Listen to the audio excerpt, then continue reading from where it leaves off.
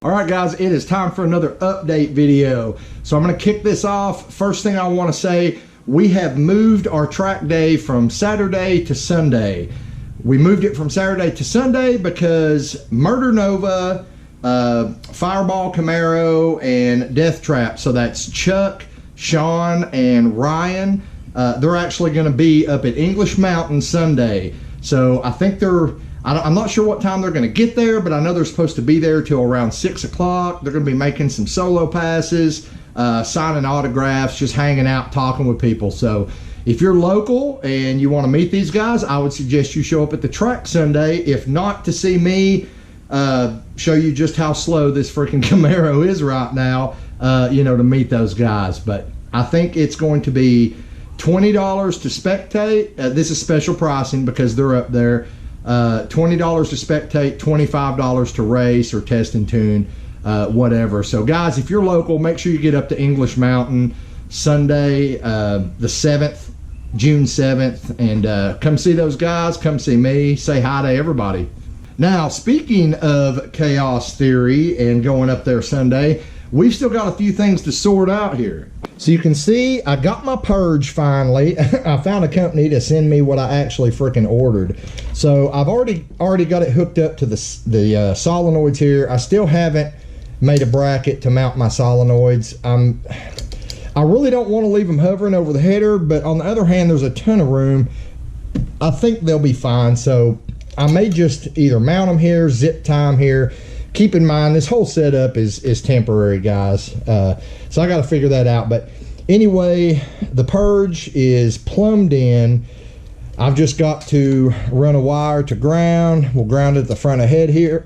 And I got to run the other wire to my relay over there, which I've already got wired to the switch panel I showed you in the last video. Now, moving on to the back of the car. In the last video, I was telling you guys I was trying to mount my nitrous bottle back here.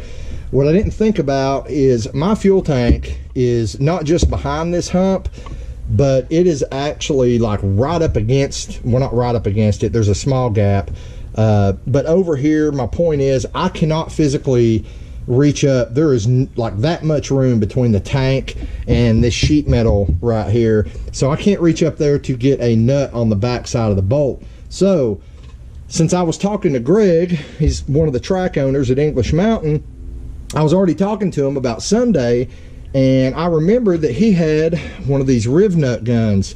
Now, if you've never seen these Rivnut guns or know what I'm talking about, basically what happens is you drill a hole in the sheet metal, you insert one of these Rivnuts, which it's basically a rivet that's threaded on the inside for a bolt.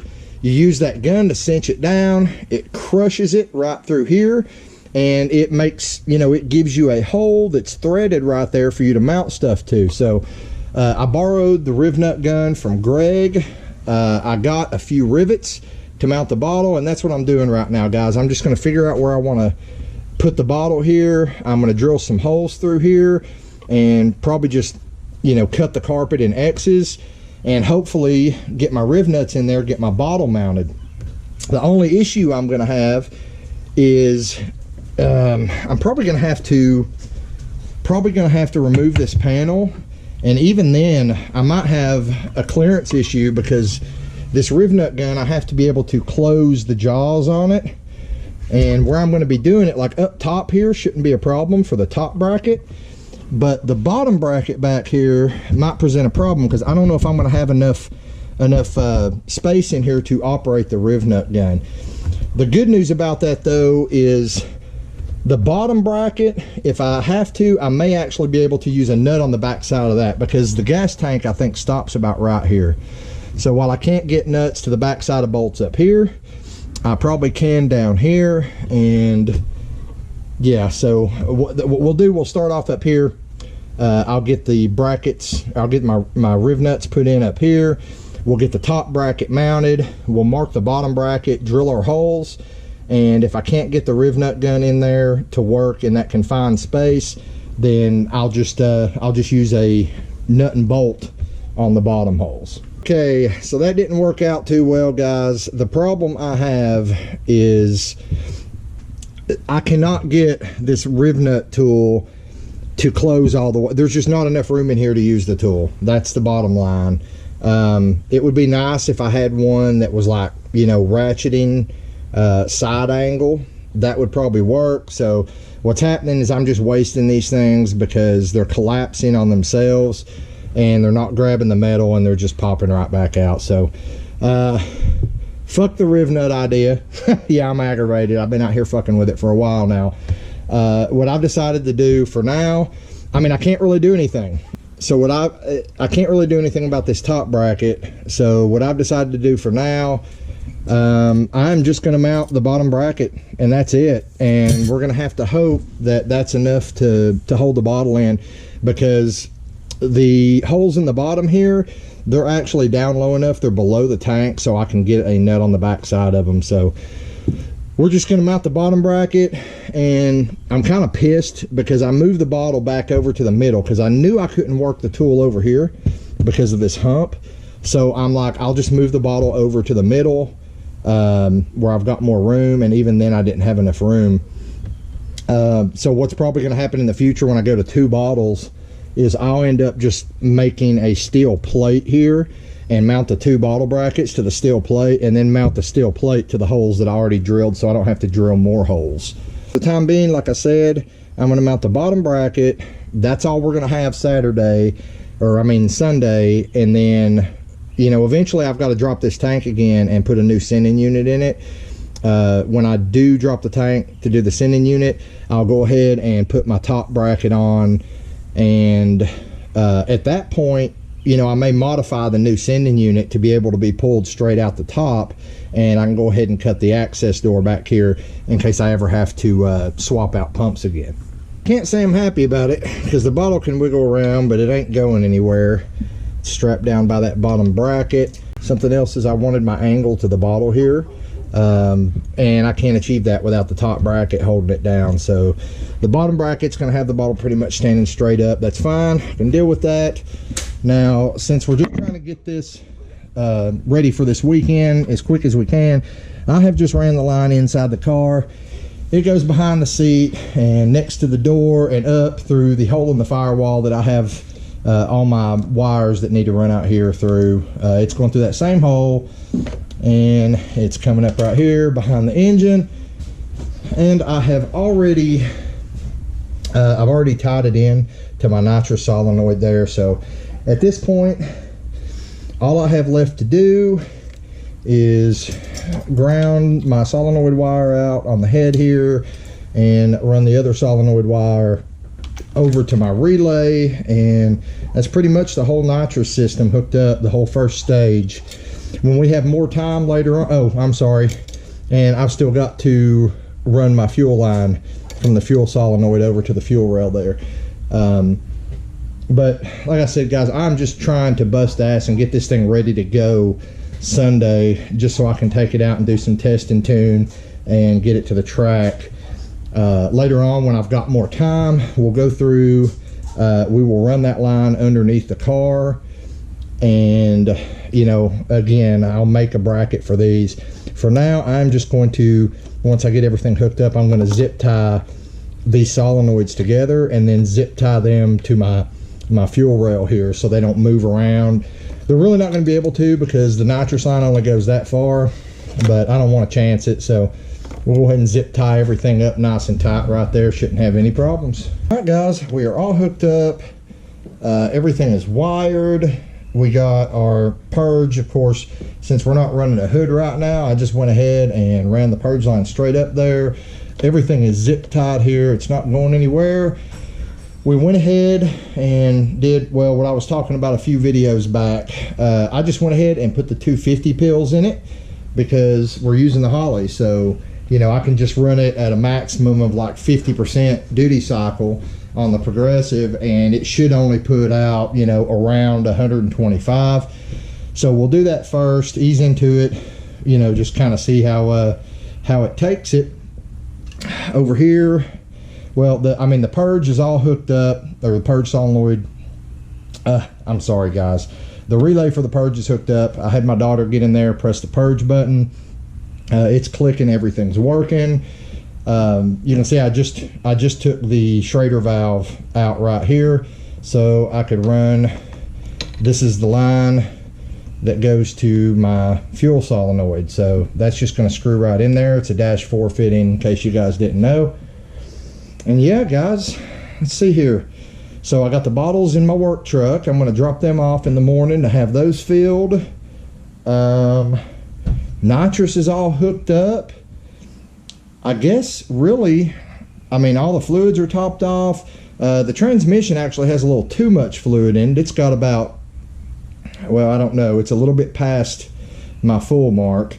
Probably an extra half quart or something in there, which, I mean, that's fine. I wouldn't want to put much more than that in it, but it's good to go. Oil is full. Coolant system's full of water. The whole time we were driving it around, it never got over like 190, 195, guys. So I think we're good with the coolant system. Yeah, people keep asking about the V6 radiator, if I think the V6 radiator is going to hold up. Guys, I've actually been over this several times in previous videos. Part of the reason I wanted a 90 through 92 Camaro was because in 1990, the V6 and the V8 started getting the same radiator. So even though this came with a V6, this is the same radiator that you would have gotten in a V8 RS or even in a V8 Z28. The only difference is the cooling fan itself.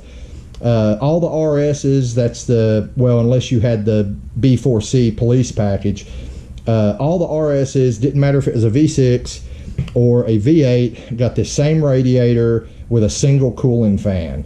The Z28's got this same radiator but with a dual cooling fan. So this is a V8 radiator, guys, and it's doing great so far. I don't think we're going to have any trouble out of this radiator and this single large fan setup. You know, just running the nitrous on this bone stock 5.3. Even when we cam it and everything, I don't think we're going to have a problem. When we might start having a problem is, you know, when we switch over to the twin turbos. And at that point, if I don't have the money to do my air to water setup and Holley intake that I want to do when we switch over, I might have to start out with an air to air intercooler up here. Now, if I do that, that's of course going to block some airflow to the radiator, and along with the extra heat generated, you know, from the turbos, that might present a problem at that point with this radiator.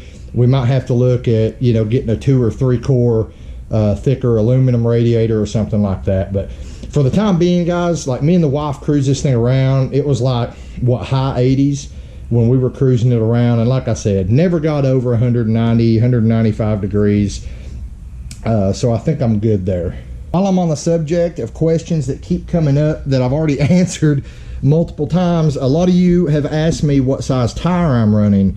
And, you know, again, I went over this a couple times in several different videos, but I scored these brand new Mickey Thompson. These are the Pro Bracket drag radials. And because the wheels that came on this car were only 7 inches wide, just to save some money for now, when I saw these on Marketplace brand new for 300 bucks, I jumped on them. So these are just a 26 by 8, or I'm sorry, a 26 by 8.5, and they bulge out on these 7-inch wheels a little bit. But guys, you know, there are people running like 1.4, 1.3 60 foots on this drag radial on this size. So I'm really not worried about it. I'll never run a 60 foot like that until I get the suspension set up and, you know, get a different rear end and everything. But these ought to be more than adequate for what I'm going to be doing. You know, they seem pretty sticky. If you guys saw in that video when I did the burnout on the first drive, like they lit right up, but about midway through that burnout, like midway through second gear, they started grabbing and I couldn't hold the car anymore. So that's when it kind of shot forward. You seen in the video, the car dipped and kicked a little bit when I first started the burnout, and then you saw it dip and kick again when it hit second. And what you didn't see is there was so much smoke over the back of the car. What you didn't see is at some point mid-second gear in that burnout, these tires just grabbed and the car shot forward. So yeah, I think they're going to be pretty sticky, guys. I think they're going to do more than I need them to do. they ought to hook more than good enough to break this 10-bolt rear end that's in this thing eventually. Something I wanted to kind of get you guys involved in. So here's the deal, guys. We're taking this, and we are taking the DR Nova to the drag strip Saturday. Or I'm sorry, I keep saying Saturday, but we've changed it to Sunday. So me and Ray are going to be racing each other a couple times, and I am pretty confident the DR Nova is going to walk this thing NA. So what I want to do is I want to ask you guys to reply in the comments and think, or tell me what you think this thing's going to run.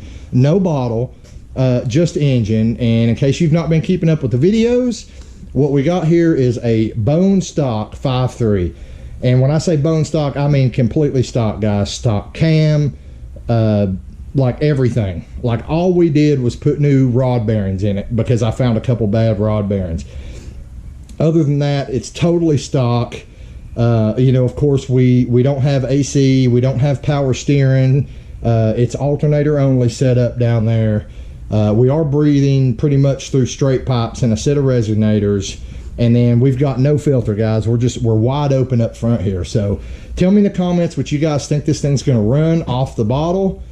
If you want to guess what it's going to run on the bottle, you can guess at that too. I just want to kind of see what you guys think. And hell, I don't know, if somebody hits it right on, I might just send you a t-shirt or something. So yeah, guys, tell me what you think she's going to run off the bottle. I'm going to give you my guess. I'm guessing, I can't even really do an exact number, but I know the car is not that fast with this stock 5.3. I'm going to put in my guess at a 9 flat. I'm just going to, that's where I'm going to put my 9 flat, because I think if this thing gets into the 8s without the nitrous with this bone stock 5.3, it's probably going to be, you know, just because of the 60 foot, you know, from the high stall and everything like that. So I'm going to guess a 9 flat, and I'm thinking it's going to be damn lucky to do that. You guys put your guesses in the comments below, and like I said, if somebody nails it dead on, I'm talking about the best NA pass I get out of this thing Sunday. If you nail it dead on within a number, like if you say, you know, if somebody says, and this is probably not going to happen, but if somebody says, you know, 855, and it runs 855 point, you know, 85523, whatever, it don't matter. If you say 855, it makes an 855 pass. You know, the first person who commented that, I'll send you a t-shirt. I think this is going to go down, and this is exactly how I think it's going to go down between this thing and the DR Nova on motor only. Is I think this thing is going to come out of the hole like its ass is on fire, because it seems like when I hammer it, it's stalling to about 4 grand. So I think it's going to come out hard. I think I can probably tree the shit out of Ray, but he's going to come by me pretty quick. Like probably before half track, he's just going to be mile per hour and the shit out of me. So that's what I think is going to happen. Once again, put your comments, your guesses below in the comments, and we'll just see if anybody can nail it. But that's it for now, guys. I'm hot, I'm sweaty, it's humid as hell out here, so I'm going to go ahead. I'm just going to tidy up some of this wiring that I just did. I just wanted to give you guys a little update, you know, let you know about Murder Nova and Chuck and Ryan going to be at English Mountain this Sunday, just in case some of you local guys might want to come up, check that out. And wanted to let you guys know that we have changed our track day from Saturday to Sunday so that we could be up there at the same time as those guys. So if you want to come up there, have a good time, hang out with us, you know, get some autographs from you know, from the outlaws that are going to be up there, be sure to come up there. Just wanted to let you guys know that I do have this thing about ready, so no excuses this weekend. We're going to get it up there. We're going to find out what it runs on motor, which again I don't think is going to be too spectacular, but we're also going to find out what it runs on spray. I'm taking 2 bottles. We're jetted for a 250 shot. We're probably going to start it with about a 125 shot and work our way up, and we'll just see what happens, guys. So if you like this video, hit the subscribe button, click the thumbs up. Once again, thanks for watching. Now get out in the garage, get something done, and I'll see you next time here on Bad Luck Garage.